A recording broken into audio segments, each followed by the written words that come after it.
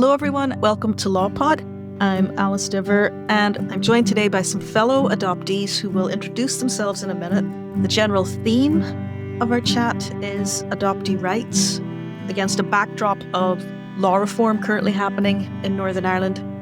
The redress bill will be covered in episode 2, but we're going to talk about access to records, which is another big part of the truth recovery process, which is going on. I will let Anita fill you in on how we all met and came to be associated with one another. I'm Anita, and we know each other through a peer support group that we all attend through Adoptee. And I was thinking about this today, how long we've been involved. So it's been going for about 4 years. I remember I was in my kitchen and I was listening to the radio. I love talk radio, so I'd always have it on in the background. There was a conversation about a report that Queen's and Ulster University had done into institutions in Northern Ireland and Magdalen laundries. And there was something in me that kind of made me think, this might be something that relates to me. I've always known I was adopted. And I knew that I was linked to somewhere in Belfast, but I really had a disconnect to it. So I thought, I'll look up this report. I had a look. It all felt very relevant.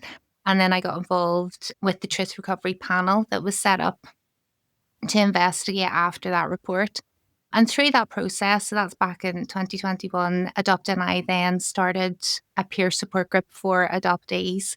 And I was one of the first people to join it. And it's something that has been a really big part of my life since then. I've met so many other people who have had similar, different experiences to me, who've had positive adoption experiences, maybe more challenging adoption experiences. But we all come together every 2 weeks in a group, and that's how we know each other, and that's why we're here today. Hi there, I'm Richard or Richard Michael, whichever suits. Also an adult adoptee from Northern Ireland, and similar story to Anita there, the HIA report, which was a separate sort of legal process as well as a truth recovery process for institutional abuse. It pinged something in me as well to an adult adoptee for the first time to start to look at where I came from and the story of me having resisted it for over 40 years. And luckily found my way to Adoptee and Mentee Group. It was amazing and very, very helpful, and went through the process of finding out about myself through that, and also my reunion process too. So it was an amazing experience. Hi, I'm Michelle, and I'm an adult adoptee from Canada, from Nova Scotia, but I've lived in Belfast since 2007, and I now work with Adoptee. There's nobody more surprised in the world that I am talking about adoption. The thing that I chose not to speak about my life because I was very disconnected with who I was and where I came from.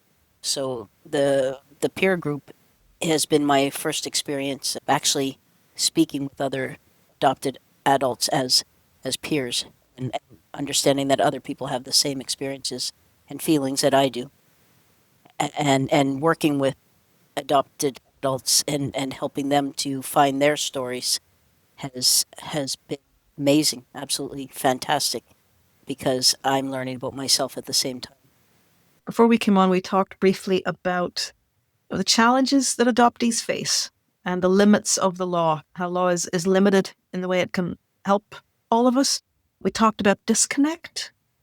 A lot of us have a shared sense of disconnect, just having a different pathway to people who aren't adopted, who can so easily access everything they need to know with no barriers.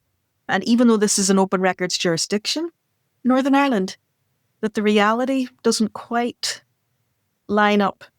It's not always that easy to get your records, that they could be vanished or heavily redacted or altered, destroyed in some way. Have others found this?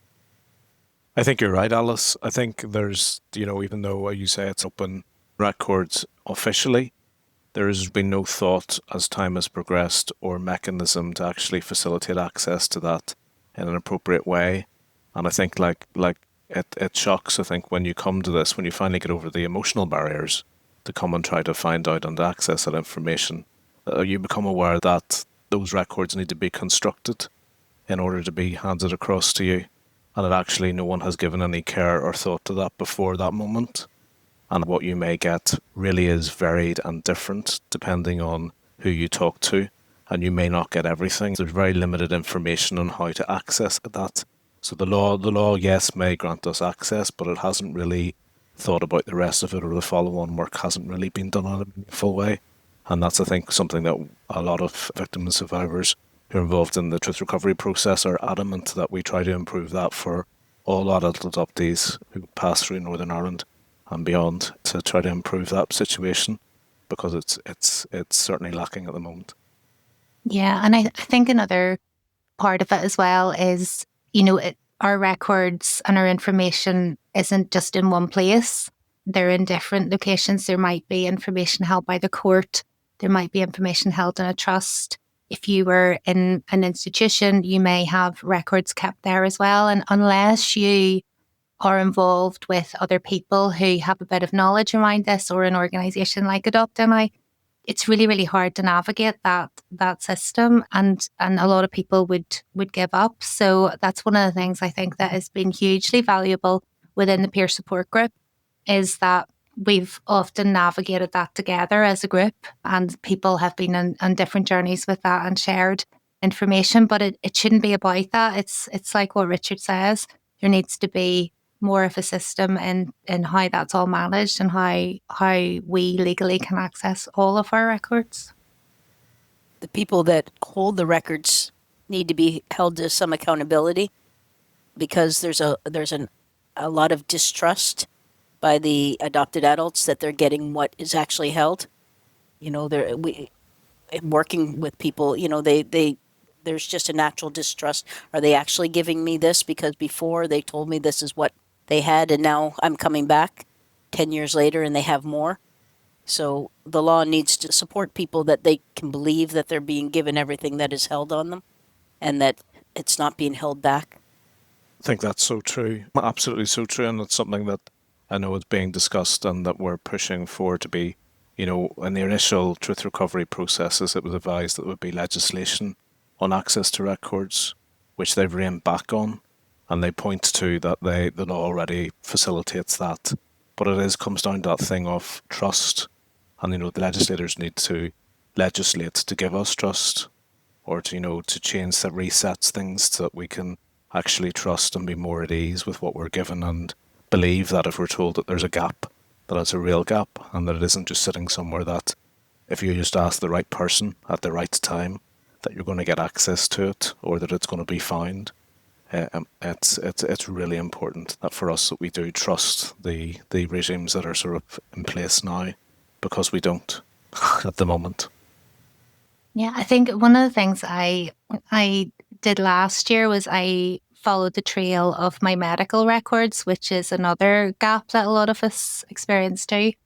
And what I found was that when I requested my medical records from the GP, they started from the point I was adopted, and they didn't exist before that. So when I have tried to access that in other ways, I've just hit a brick wall to say those records don't exist.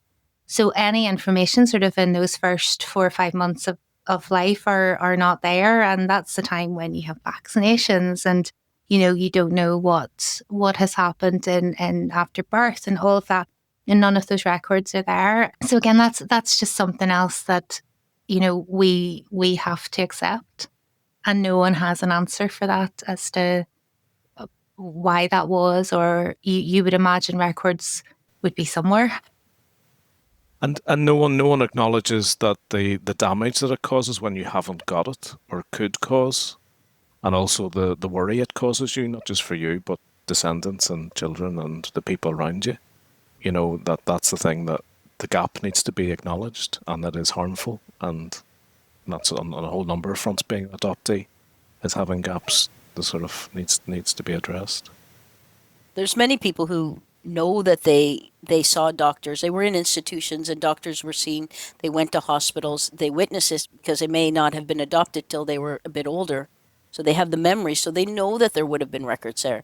And then to be told that there was no such thing, you have to you have to go ahead with that and accept it, that they're telling an untruth, and that's okay, and you have to accept it, or you can fight against it and see where that will go. And it puts people in a position that if you're not adopted, you'll never be in. It's a really good point, Michelle. Yeah, it's such a unique experience, isn't it? It's such a unique place to be. They don't often or don't always get it. They assume that, but you must have some records, you must have some knowledge, or or the question, why do you want to know that? Well, for various reasons. We all know somebody that has an undiagnosed, something they've carried since birth that they maybe only discover in their 30s or their 50s, be it disability or chronic condition, but it's the psychological, emotional aspects of it too. It does. The notion of adoptee rights, I think, falls down a little bit here and there. It's amazing what that little word adoption does. It makes the most absurd things become acceptable and normal, and oh well, we don't need to go there. And it's kind of that legal process, that sort of judgment on you, sort of just transfers you from being an ordinary person into something which is perfectly acceptable to be for set on the shelf, and just to be forced to sit there your whole life, and not listened to. And there's something definitely, I think, about that growing up. And, we've, talked about this a lot in our group as well, that kind of feeling of, disconnect, otherness, not, belonging, not fitting, not just something not quite, the same. And there's something about embracing that as well now, once you name it and acknowledge it, I'm okay sitting with it now. But it definitely wasn't when, like, all the years before I understood what this was. We talk about the grip, and I do talk about it a lot because it has been great for me. I was 45 before I spoke to another adopted person, and it was in that grip. That's crazy. All those years before, trying to make sense of this without having anybody to support you with it is unbelievable. So I suppose for me, a big part of this is making sure too that younger people who have experience of adoption and care experience have more opportunities to meet other people that they can get this sort of validation from their experiences. I remember going to the peer group for the first time and actually just thinking, I have never seen this many adopted people, and here I am saying I'm adopted out loud. Like, it just was shocking. I had never, because I do remember meeting somebody who was adopted growing up, and I used to lie. I would not acknowledge that I was adopted and made my family lie about it. So, and I remember talking to this person, and they were talking about their experience of being adopted, and me going along with it, pretending that I wasn't adopted. I would not let them know that I was adopted. So the idea, the freedom that comes with being in a group and being understood and not being afraid, it's the fear, the fear that I would be rejected because if I said I was adopted. I didn't want to be different. I think a similar experience, and I know that a lot of people on the group have said that as well. Either denying it, or there's kind of, you meet another adopted person, there's that awkward look, and then, oh, it was great, or the lie of the party line of what you're supposed to say, and actually part of you inside dying or sort of looking at you and saying that you don't mean that. And then the difficulty of years later coming back and actually unpacking it all and letting that person out is really difficult and really, really hard to do and scary. And I think you can only do it really with other people who understand that. And it's really difficult, I think, to find support and appropriate support where actually you feel comfortable enough or able enough to sort of come out as an adoptee or come out as your version of what it was like or what it was really like. Yeah, and that's so true as well. In the grip, the experiences are so different, aren't they? There's no one size fits all for any of this, and it's so, that group is so respectful of that and each individual's own journey.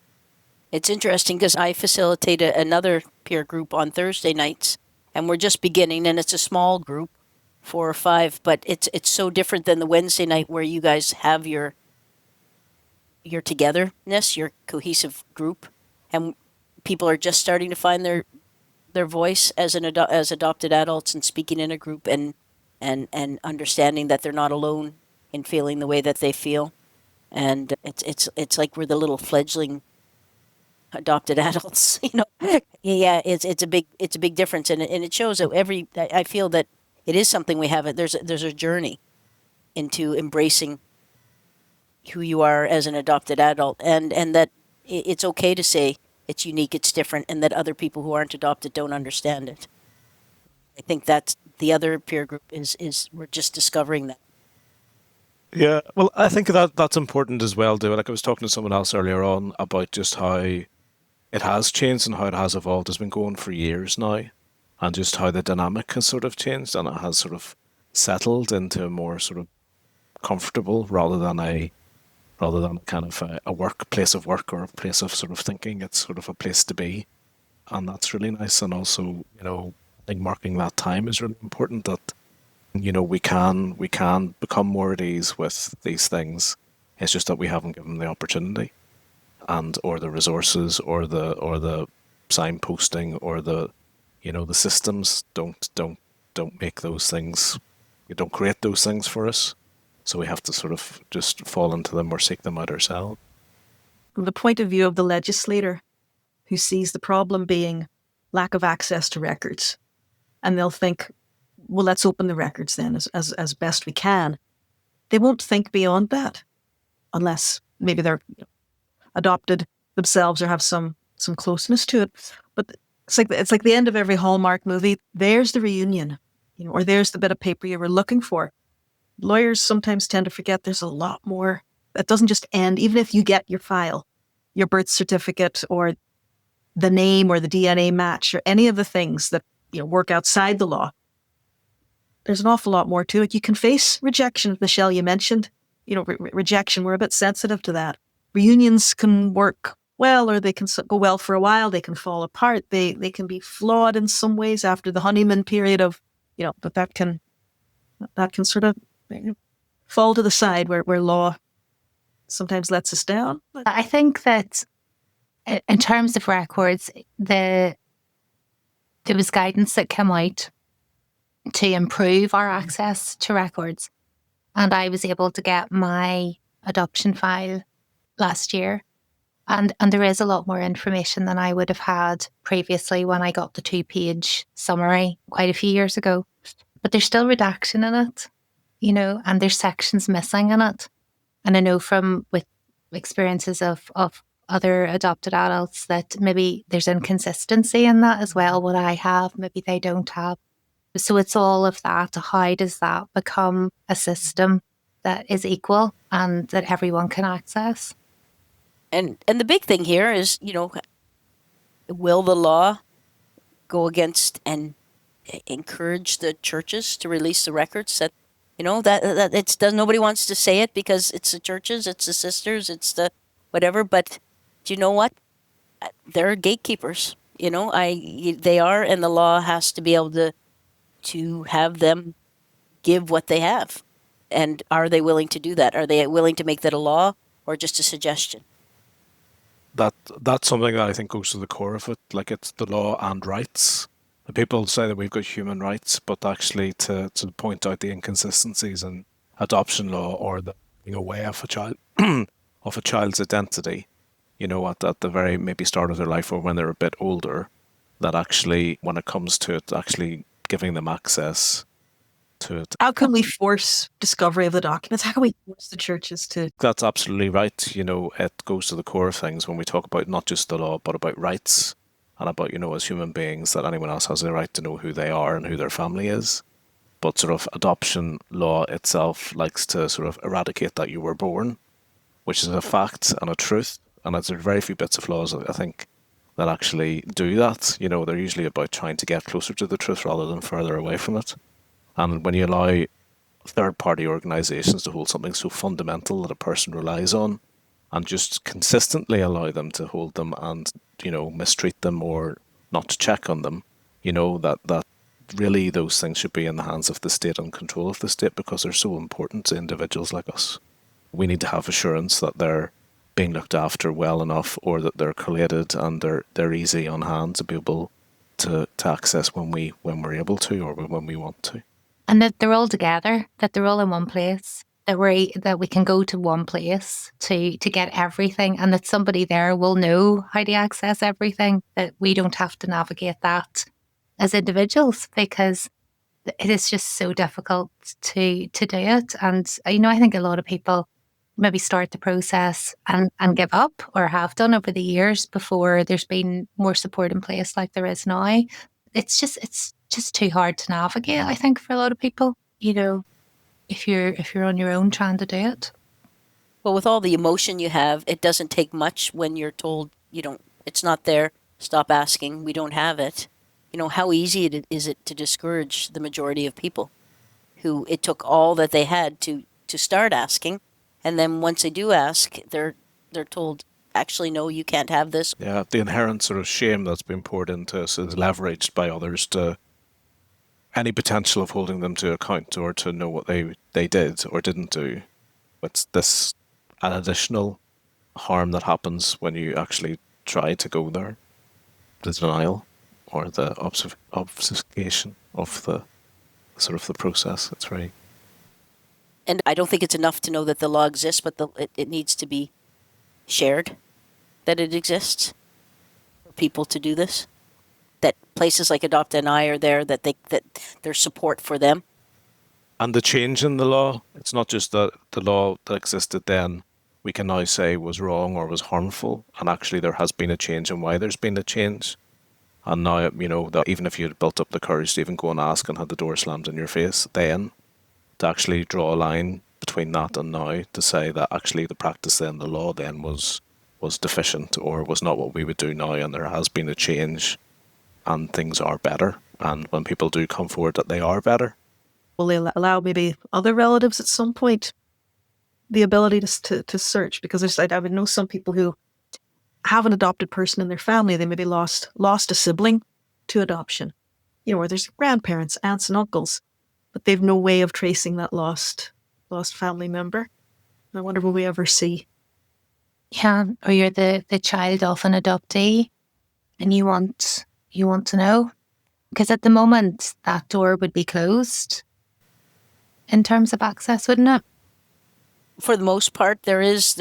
It's not clause. It's just a suggestion in the guidance that says, obviously GDPR doesn't protect somebody if they're dead, but you have to weigh the importance of another person knowing, a relative or a relevant person knowing the information, and did they already know some of it anyways? It's kind of a wishy little clause that we try to bring out sometimes, especially when dealing with the institutions, if it's a child of an adopted adult, that they know that their mother was there, that this did happen. And sometimes you can bring that out and say, well, you don't have to give all the information, but could you again, you're coming with your cup in hand, please, can we have something? Because how many non-adopted people have to beg to learn out information about their parents or their grandparents? That's cutting off your family tree. It's cutting off your origin. To me, it's about access to the truth. If I was born of my mother and father, and then stuff happened, but nothing is ever going to change that. My DNA is the truth. That's where it comes from. It may be inconvenient for some people and some situations of that truth, of that they had a child or that they were born of someone, and the circumstances of that, and that may be very difficult. But that's a undeniable truth, and I think it's sort of absurd to hold that back from anyone. It may not be pretty and it may not be nice, but it is just an enable. It's a truth. I was born, and they were my parents, and that comes with a whole lot of other, probably very difficult things for some people, or very awkward things, but it can come from very nice things for some people as well. And there is something as well, no matter how difficult stories are. I've never heard anyone say that they regret finding out. It's about, that they now know and they can now begin to process it, and they're into a different phase and can move on. So I think it's just having access to the truth, really. And we shouldn't be afraid of that. Yes, it comes with difficulty, yes, and there's ongoing work that needs to be done to help support people in that. But the law seems at the moment just to cut off people from the truth and say that that's how they deal with it, rather than actually processing it. There's something about, growing up. Like I would have definitely felt that sense of shame around how you were born, your parents beforehand. That definitely would have been a theme for me in the house that I grew up in. And there is something about stepping out of that shame and stepping out of that stigma at this stage now that, I am much more about and acknowledge that, the difficulty of what that was like growing up in a household that was recognising that as well. So there's a lot, I think, that adoptees sometimes in terms of their experiences, but definitely back sort of 70s, 80s, when I was growing up, that was certainly something I felt. I didn't have words for it then, but I look and think about it now, and that definitely was a theme. Absolutely. And the law reinforces, I think, that shame. Or certainly hints and says that it's so bad that we can't even know about it. Particularly when it comes to closed adoption, is that it sort of just hints at you can't know, so it must be absolutely awful. It might not be. In my case, it wasn't that awful, but for some cases it may be difficult, but it's sort of a blanket kind of for everyone that adoption is one thing. But actually it covers over a whole range of stories and difficulties, happy, sadness, whole raft of human emotions. But it's a really blunt tool of sort of dealing with that in one single way that sort of sends people off into a whole different sphere, which is incredibly difficult to live with all on its own, no matter what the actual detail is. To be divorced from your identity is quite a difficult thing to sort of come to terms with or to even acknowledge. And then the bit afterwards, and then you're sitting with two identities. And how do you then begin to live as one person and be truthful to your whole self when you sort of move forward? So because it's the silencing.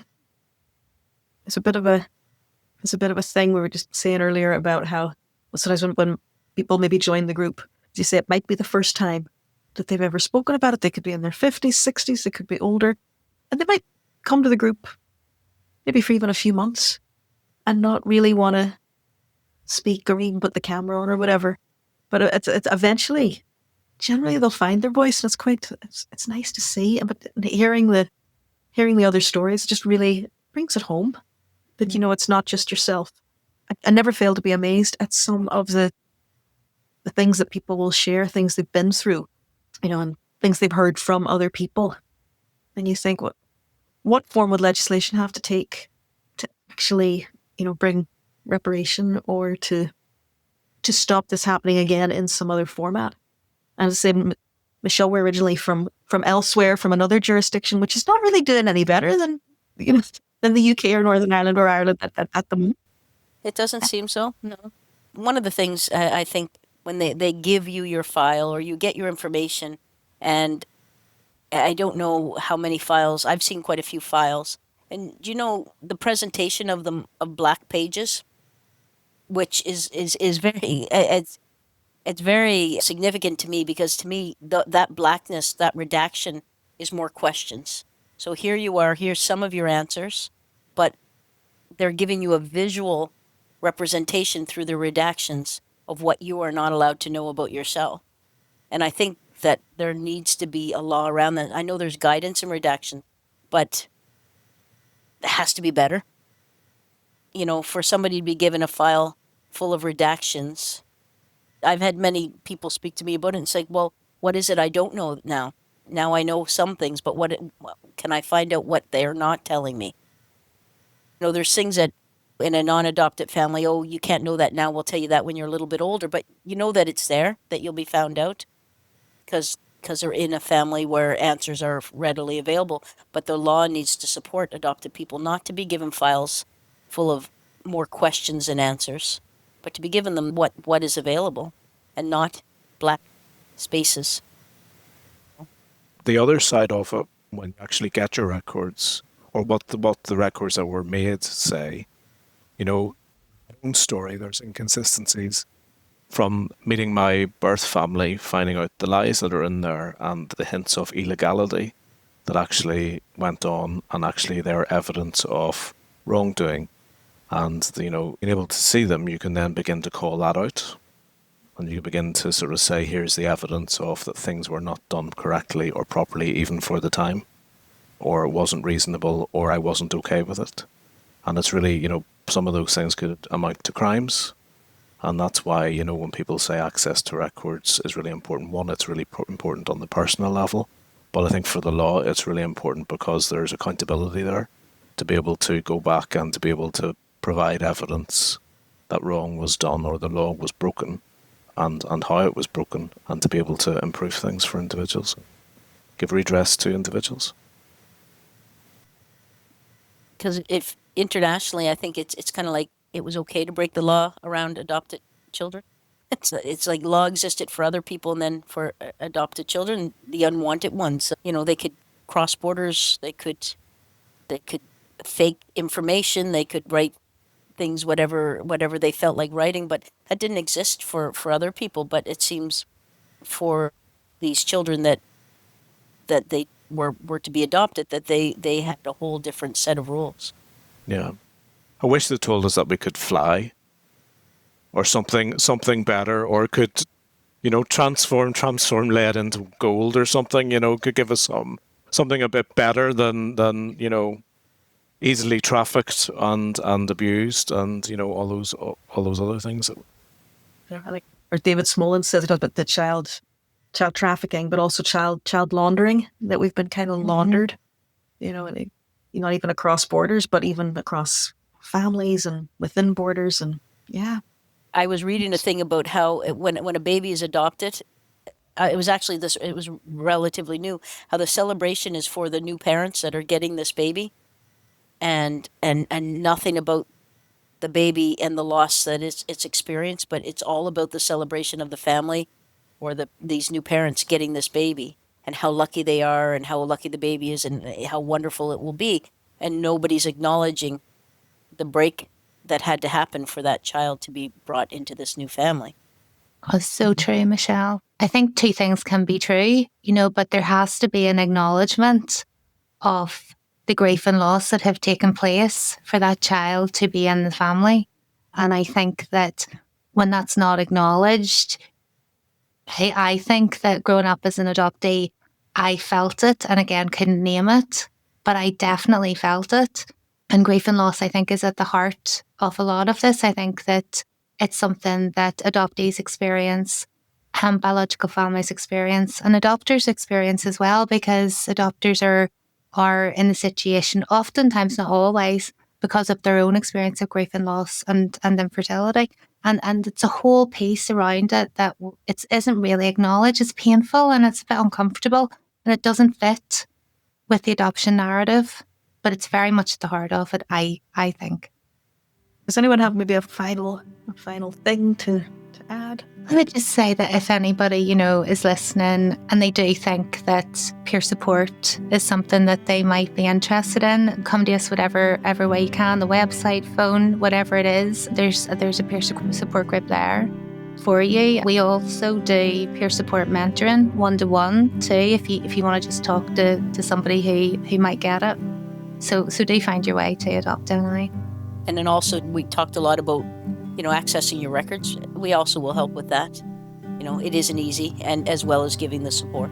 And any adoptee there, you're not wrong, and you're certainly not alone. There's so many of us. We walk amongst you.